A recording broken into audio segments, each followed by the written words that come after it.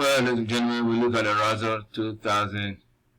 As you can see here, today is June 15th.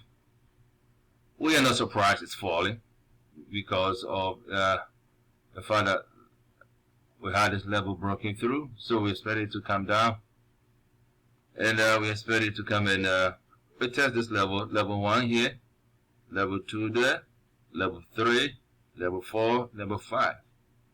How this can turn around depends on news that is coming up. At this point, there are so many volatilities and uncertainties in the market because of the pandemic. So, and people are also taking profit because remember it went all to this level, right? This resistance level. So people are just taking profit just to preserve their capital. If I'm trading it this week, I'll be trading it, expecting it to go down south. Okay, until I see reversal signals on these levels. Other than that, I am very careful because of the high volatility in the market. The weekly chart tells the same story, as you can see.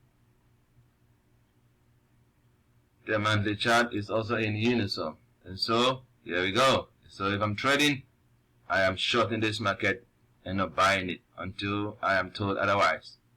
I hope this helps, and I'll see you next time.